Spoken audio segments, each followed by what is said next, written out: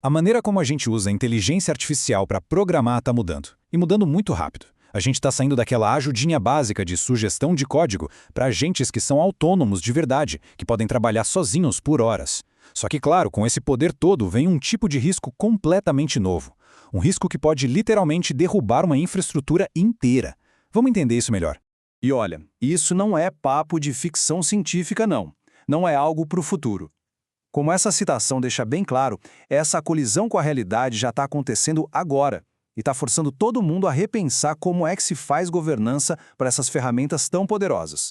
O conceito que a gente precisa ter na cabeça é o tal do raio de explosão agêntico. Pensa nele como o tamanho do estrago que um agente de IA pode fazer se ele estiver solto, sem controle. É basicamente o pesadelo de qualquer time de plataforma se tornando realidade. Uma ferramenta que age sozinha e com permissão para fazer o que quiser. E para isso não ficar só na teoria, vamos dar uma olhada num caso real, que transformou esse risco abstrato num verdadeiro alerta vermelho para a indústria inteira. A nossa história começa dentro da Amazon com uma ferramenta interna chamada Kiro. Era um agente de IA criado para ajudar nas operações do dia a dia. E a tarefa que deram para ele era assim, super comum, uma coisa de rotina, corrigir um probleminha num ambiente. Nada demais, sabe? O tipo de coisa que se faz todo dia. Só que a solução que o agente achou foi, digamos, radical. Ele chegou à conclusão de que o jeito mais fácil de consertar o problema era apagar tudo e começar do zero. O resultado? O ambiente de produção inteirinho foi para o espaço. Agora, o mais interessante aqui é a briga de narrativas que veio depois. De um lado, a mídia botando a culpa no agente de IA que decidiu apagar tudo. Do outro, a Amazon se defendendo, dizendo que, na verdade, o problema foi uma permissão configurada errada e que qualquer ferramenta poderia ter explorado essa brecha. Só que aí tem um detalhe. Uma ferramenta autônoma explora uma falha dessas em milissegundos, numa escala que nenhum ser humano conseguiria acompanhar. E isso leva a gente para uma pergunta fundamental. No fim das contas, importa tanto assim quem está 100% certo? O ponto principal, o verdadeiro sinal de alerta, não muda. Uma ferramenta autônoma com poder demais é um vetor de risco novo, rápido e extremamente perigoso. Ok, então o cenário é esse. O risco existe. E agora? O que as equipes de engenharia e de plataforma podem fazer?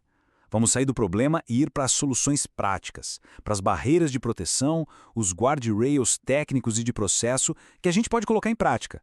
A estratégia de mitigação se baseia em 3 pilares fundamentais. Primeiro de tudo, implementar o que a gente chama de gateways de agente. Pensa neles como portarias centralizadas que obrigam os agentes a trabalhar com o mínimo de privilégio possível. Segundo, forçar o uso de sandboxing, ou seja, isolar o acesso deles à rede. E terceiro, que talvez seja o mais crucial de todos, exigir a aprovação de um ser humano em momentos-chave do processo. E esse slide aqui mostra perfeitamente essa mudança, principalmente para quem trabalha com infraestrutura como código. No fluxo antigo, era assim, o agente gerava o código e o pipeline já aplicava tudo automaticamente. Agora não, o fluxo novo bota um freio essencial ali no meio, um portão de aprovação humana. A IA até pode sugerir, mas é uma pessoa que bate o martelo antes de qualquer coisa ir para o ar. Mas, gente, só a tecnologia não resolve tudo. A gente precisa falar do impacto nas pessoas, porque tem um outro risco crescendo quietinho no longo prazo. A atrofia de habilidades. E se liga nesse número, porque ele é preocupante. Um estudo da Anthropic com engenheiros júnior mostrou uma coisa séria. Quem dependia muito da IA para codificar teve uma queda de 17% nas notas em testes de compreensão e de depuração de código. Ou seja, produziam mais rápido? Sim, mas entendiam bem menos do que estavam fazendo?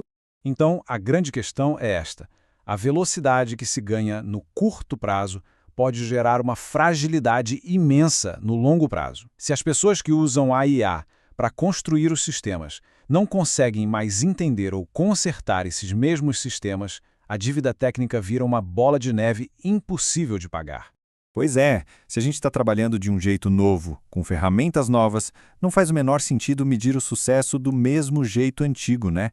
Precisamos de um novo jeito de medir as coisas. Chega de olhar para essas métricas de vaidade, como o número de linhas de código que qualquer IA infla em segundos. O foco tem que mudar para o que realmente importa, a saúde do sistema. Quantos bugs estão passando e chegando na produção? Qual é a qualidade real da cobertura de testes? E qual é o custo verdadeiro de cada merge de código? E quando a gente fala em custo por merge, não é só o que se paga na API do modelo de linguagem, não. A conta é maior. Tem que incluir o tempo de processamento do pipeline, que pode aumentar bastante, e, claro, tempo precioso da revisão humana, que também pode ficar mais longo. Beleza. E o que fazer agora? Na prática. Para os CTOs, o recado é: foquem na manutencibilidade, não só na velocidade. Para os times de plataforma, a ação é imediata. Construir ou comprar esses gates de agente. E para os gerentes, é hora de repensar como os novos talentos aprendem. Talvez até forçando um trabalho mais manual no começo para construir uma base de conhecimento sólida. E para fechar, fica aqui uma provocação, uma reflexão que tudo isso traz. Será que, para a gente construir times fortes e sistemas que durem, o caminho certo não seria, na verdade, proibir o uso de IA para quem está começando na carreira, pelo menos nos primeiros 6 meses? Fica aí a pergunta para a gente pensar.